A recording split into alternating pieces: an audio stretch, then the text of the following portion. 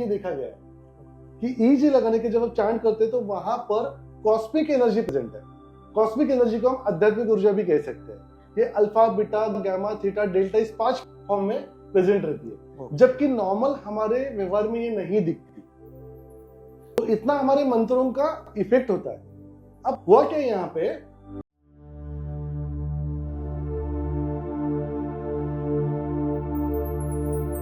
कि जब वो अलग अलग चैंटिंग कर रही है तो कभी डेल्टा एक्टिवेट कर रही है, कभी अल्फा कर रही है, कभी थीटा कर रही है।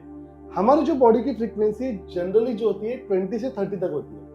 30 के ऊपर होने के बाद हमको साइकोसोमेटिक डिसऑर्डर, फिजिकल डिसऑर्डर होने लगते हैं। और 14 से 20 जो फ्रीक्वेंसी है इसे अल्फा स्टेट कहा गया, मेडिटेशन स्टेट। और 14 के नीचे जब आप जाते हो तो आप मोक्ष प्राप्ति की तरफ जा रहे हो, क्योंकि बॉडी को फ्रीक्वेंसी भी तो रन होना पड़ेगा। तो हाई फ्रीक्वेंसी हमारे डिसीज का कॉज होती है। अब यहाँ पे क्या हो रही है, मल्टीपल चांटिंग करने से उन्होंने इतनी एनर्जी, एग्जांपल देना चाहूंगा, हमारे बॉडी का एक टाइप है। अगर आप आयन हो और मैं कॉपर हूं और आयन की कैपेसिटी 200 वोल्ट की है और कॉपर की 250 है, तो आपको 200 वोल्ट का ही एनर्जी लेना है, वही सॉकेट से आपको ताल्लुक रखना है। लोग क्या कर रहे हैं कि वो आयन बॉडी है और वो एनर्जी ले रहे हैं 500 वोल्ट, ब्लास्ट हो रहा है। और ये जो ब्लास्ट हो रहा है इसे ऑर्गन ब्लास्ट होता है, यहाँ पे डिसीज फॉर्म हो रहा है। तो जब हमने उस केस में सब उन्हें रोकने को कहा कि पहले रोकना है, रोकने के मतलब इसे बैलेंस भी करना है, इतने साल तो से वो कर रहे हैं। इसे बैलेंस करने के लिए हमने वहां पे बस्ती की कि पित्तम पंगु, कफम पंगु, पंगमो मल धाता हो, मतलब पित्त और कफ जो है, ये जो दोष है, जो सिस्टम है, ये वात इनको चला रहा है। ये फ्रीक्वेंसी, वात इज अ फ्रीक्वेंसी, ये फ्रीक्वेंसी इसको रन कर रही है। तो इस फ्रीक्वेंसी को पहले बैलेंस करो। तो इसके लिए हमने बस्ती चिकित्सा किया, शिरोधारा करके पिट्यूटरी ग्लैंड की एक्टिविटी को स्टेबलाइज कर दिया है।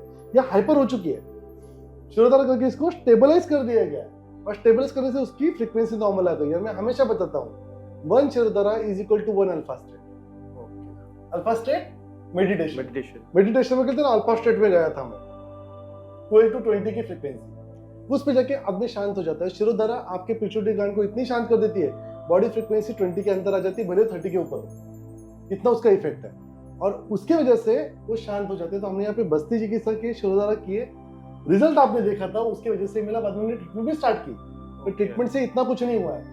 रिजल्ट था कि 1 महीने के अंदर जब वो उनके कंसल्टेशन के लिए उनके एलोपैथ डॉक्टर के पास गए, जिनका हम पूरा रिस्पेक्ट करते हैं, हम कहते हैं कि उनको डिसाइड करने दो आगे क्या करना है, हम उसमें इंटरफेयर नहीं करेंगे। उनके डॉक्टर ने वहां पे उनकी एक टैबलेट बंद कर दी, इंसुलिन का जो डोज था 4 पॉइंट से कम आ चुका है, साथ ही साथ में उनकी बीपी की जो है वो बीपी पूरा नॉर्मल आ रहा है विद द टैबलेट। तो उन्होंने बीपी का डोज भी हाफ कर दिया। ये कितने दिनों में हुआ? कितने दिनों में होगा सर? 15 डेज। That's great. और हमारा एक रूल है, वो 5 to 7 डेज डिटॉक्स होने के बाद हम मेडिसिन स्टार्ट करें। तो जो रिजल्ट मिला है वो हमने फ्रीक्वेंसी को बैलेंस करने की वजह से मिला है। अब आपको कि सर किडनी तो डैमेज हो चुकी है ना, उसका क्रिएटिनिन 3.2 था समथिंग, 3.2 या 3.8 समथिंग, वो रिड्यूस होकर 2.5 तक आ चुका है। तो इसमें हम क्या करेंगे, अभी किडनी को रीजनरेट उसके सेल्स को नए से जन्म देना, यह आयुर्वेद को पॉसिबल, इसको रसायन चिकित्सा कहा गया। हम रसायन चिकित्सा दे रहे, फ्रीक्वेंसी को बैलेंस कर रहे और ये सब चीजें बंद कर रहे, अब उनमें रिजल्ट करेगा। तो मोहित जी ये है रिजल्ट।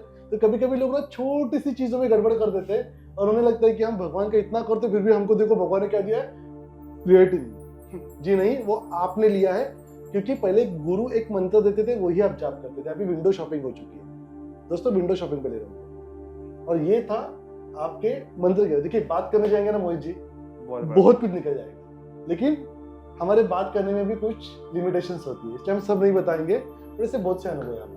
बट सर और एक डाउट है मेरा सर, कि जैसे अगर कोई लेडी प्रेग्नेंट है, बेसिकली गर्भवश है, सो अगर उन्होंने भी चैंटिंग किया तो उनमें भी अफेक्शन होगा किडनी का सेम, अगर ये ऐसा उन्होंने किया तो?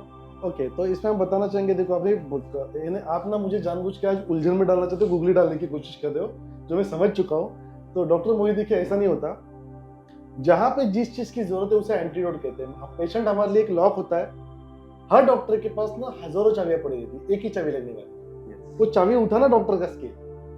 तो यहाँ पे प्रेगनेंसी में हम उस तरह का चैंटिंग बताएंगे जिससे उसका जो अंदर के पेट का गर्भ है उसकी फ्रीक्वेंसी इस तरह से डेवलप हो कि उसके सेल्स का मल्टीप्लिकेशन इस तरह से हो कि हम उसके मिटोसिस मायोसिस इसको कंट्रोल कर पाए, उसी तरह से डेवलप करे कि बच्चा आने वाले जेनेटिक्स उसी तरह के स्ट्रॉन्ग लेके आ जाए।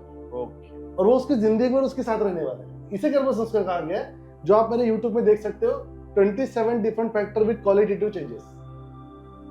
जरूर एक काम करते हैं, हम इस पॉडकास्ट को यहाँ पे थोड़ा रोक देते हैं और अगले पॉडकास्ट में आपने छेड़ ही दिया है तो पूरी बात करते हैं कि उस प्रेगनेंसी में इस चैंटिंग का क्या बेनिफिट होगा, क्या लॉस होगा और हुआ तो क्या करना है। क्या कहते हो? जरूर सर, तो मिलते हैं अगले पॉडकास्ट। जरूर।